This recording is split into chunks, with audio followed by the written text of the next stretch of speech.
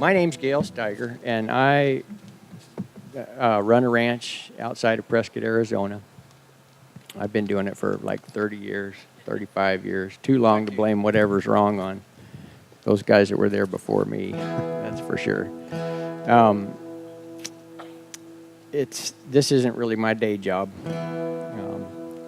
but when the Lincoln Theater asked me to put this show together, rather than go out for bid for the project like anyone involved in an agrarian business, I just called my friends to come and help. I'll introduce those guys. I'm going to do a couple of songs, and then we'll introduce each of these guys in turn, and they'll do a couple of things too, and then we'll see if your eyes have glazed over yet, how you're doing. When I was about 18, my dad had a little ranch outside of Prescott. It belonged to two brothers named John and Charlie. John was 78 years old at the time, and Charlie, I think, was 76. And they had a fellow working for them named Inez Echevarria. John and Charlie used to talk real slow. And they couldn't say Inez Echevarria very good, so they just called him Nezzy. Nezzy was 78 years old at the time this story took place.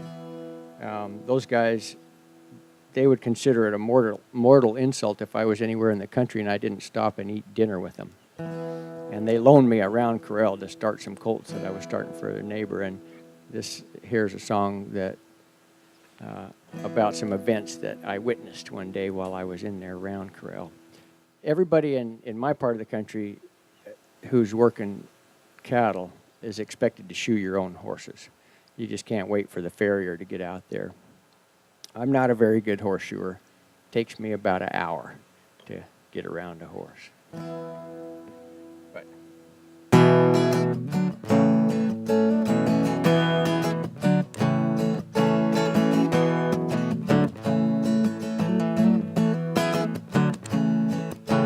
Nezzy went and chopped some wood. He fed the chickens too. John went to shoe that mule, and Charlie went to tell him what to do, to tell him how to shoe that mule.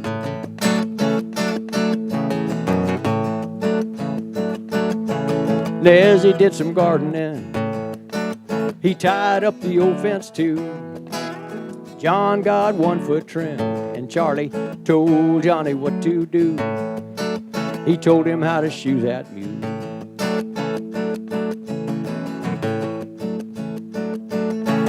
Nezzy fixed the tire on the Ford.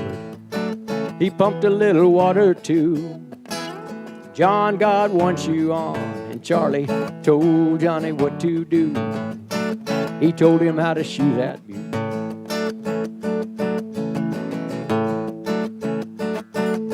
Nezzy fired up a pot of beans. He fired up some chilies too. You had to watch it, if you know what I mean. Sometimes them chilies put the hurt on you. Them chilies would put the hurt on you.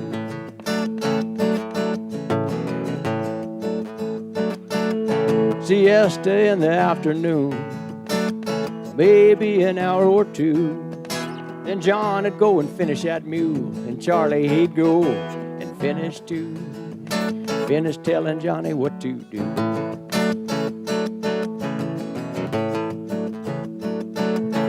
Nezzy went and looked at the cows to see if any babies come in soon. John, he's a cussing that mule. Charlie's right there telling him what to do. Yeah, telling him how to cuss that mule.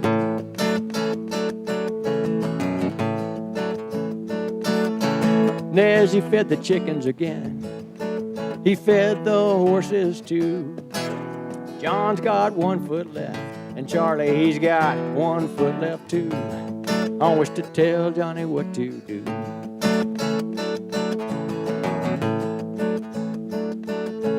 Nezzy built a fire in the stove. He lit up the coal lamps too.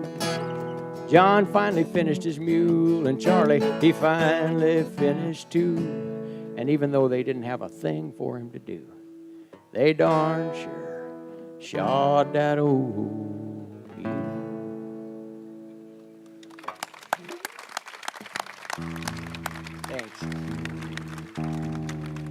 some days it would be John's turn to tell Charlie what to do. It wasn't a one-sided relationship with those guys. I have a twin brother, and I work with him a lot, and the first time I played him that song, he was like, ha, ha, ha.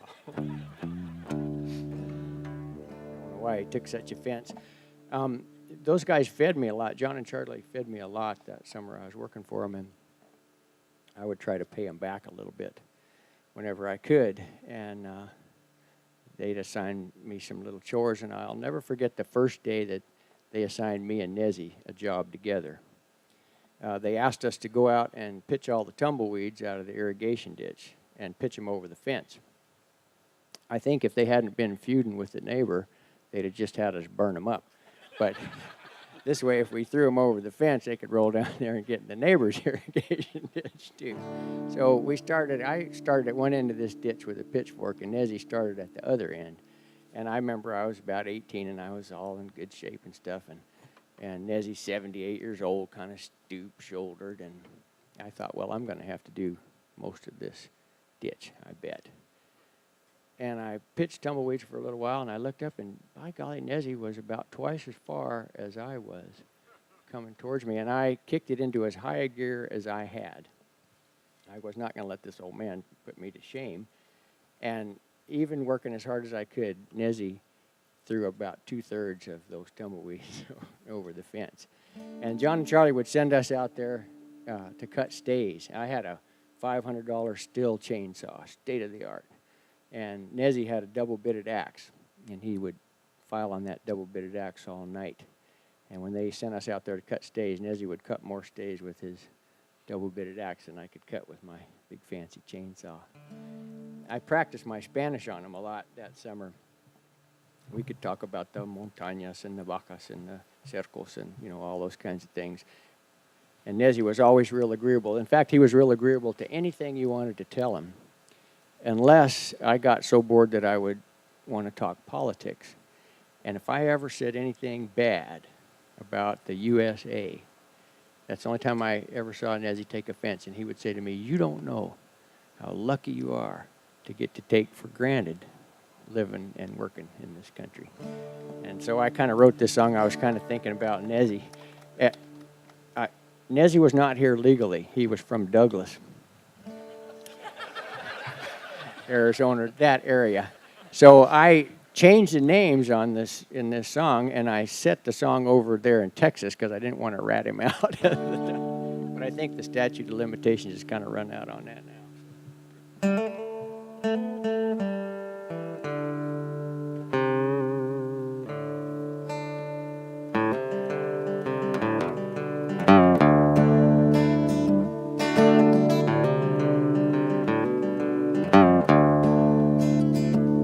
Jose Flores was a young man back in '65.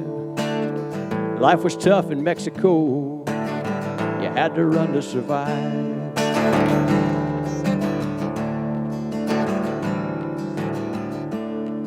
When he swam the river below Juarez, he said goodbye to his wife, promised her he'd be okay, and he promised her he'd ride.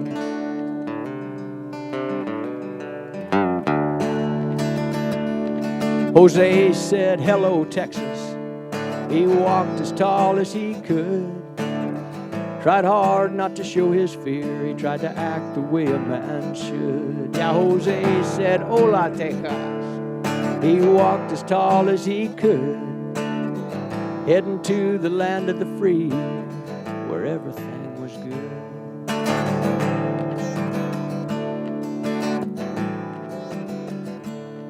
Jose sheared sheep in Midland. He dug ditches up Lubbock way. Did a lot of things no gringo would, and he sent home all his pay.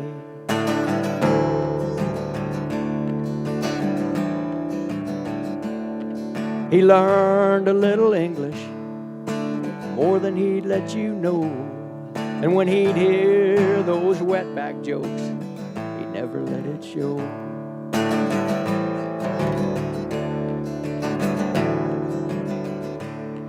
He'd go and see his family every year on Christmas Day, or when the border patrol would haul him home, though they knew he'd never stay.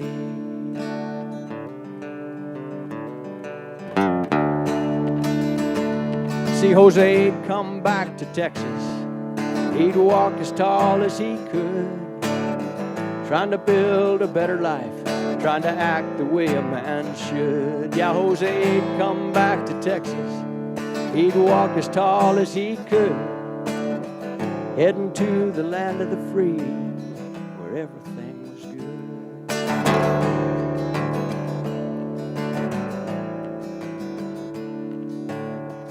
Heading to the land of the free, where everything was good. Thank you. Thanks very much.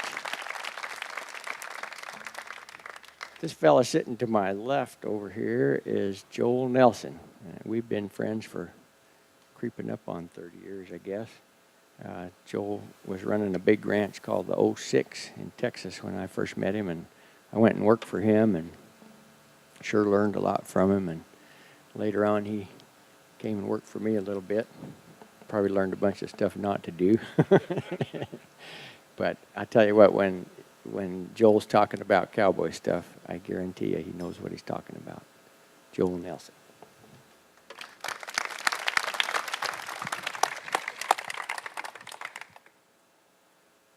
I have ridden the boundary wires with you. I have sweated in yard and shed. I've lighted the red campfires with you in the dust of 1,000 head. Through the west and the wanton ways of her, you were always my comrades true. And from out of the nights and days of her, I have woven these songs for you.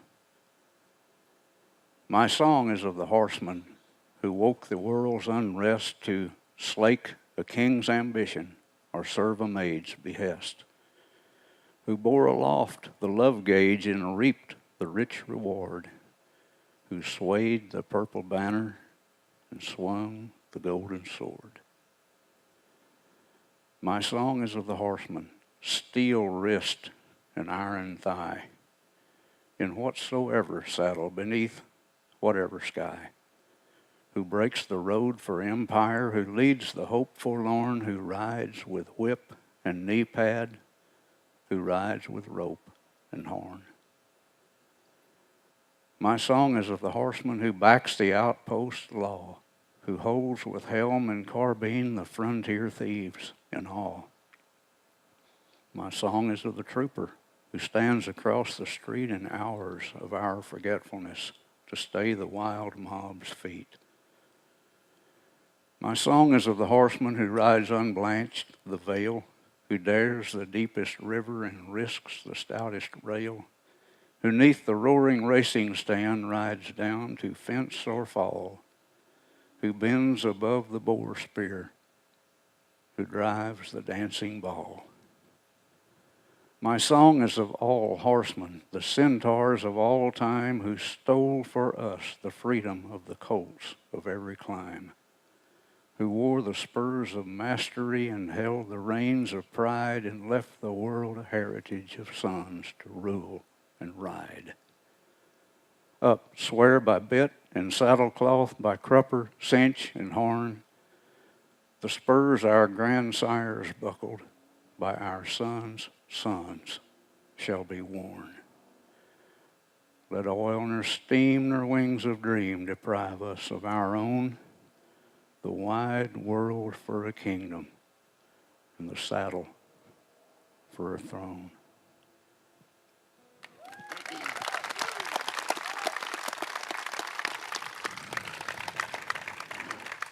Those words were from the pen of Will Ogilvie, who was a Scotsman, transplanted himself in Australia in the 1890s and spent a dozen or so years there writing bush poetry, eloquent writer. Those words were from a book he published called Saddle for a Throne, in case you're interested. You know, last year 2014 was the year of the horse. Rolls around every 12 years. And this year we had a Triple Crown winner, American Pharoah. These great race horses only come along every so often.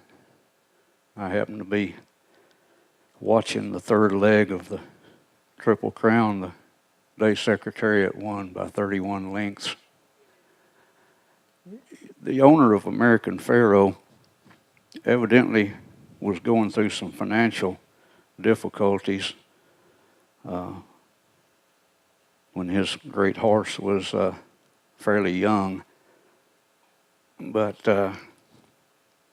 he had this horse in for some tests. And the guys that were doing the testing said, whatever you do, if you're having difficulty, sell your house. Keep this horse. He has got a tremendous cardiovascular system.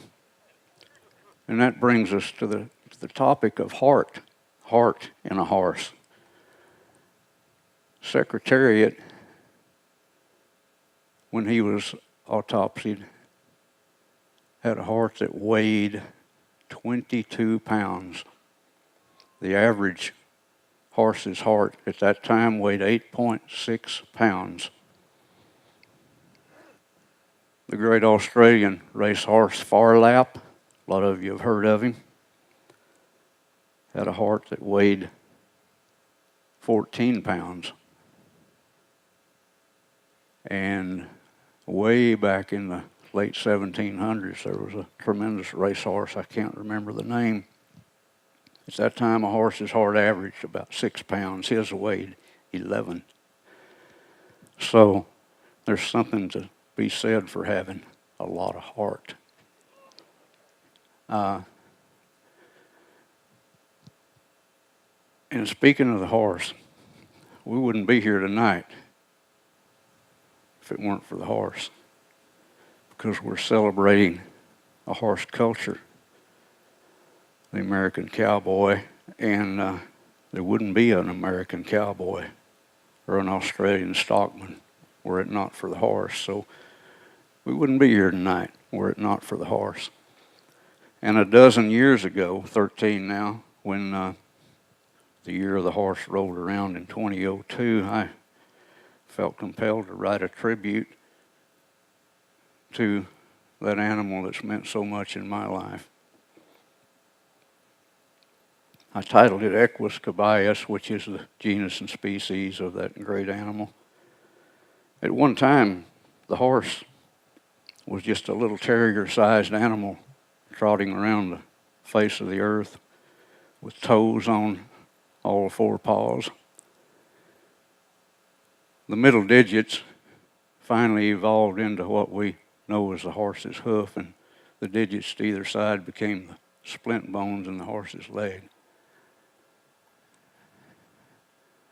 I have run on middle fingernail through Eolithic morning. I have thundered down the coach road with the revolution's warning. I have carried countless errant knights who never found the grail. I have strained before the caissons. I have moved the nation's mail. I've made knights of lowly tribesmen and kings from ranks of peons. I have given pride and arrogance to riding men for eons. I have grazed among the lodges and the teepees and the yurts. I have felt the sting of driving whips, lashes, spurs, and quirts. I am roguish. I am flighty. I am inbred. I am lowly. I'm a nightmare. I am wild. I am the horse. I am gallant and exalted. I am stately. I am noble. I am impressive. I am grand.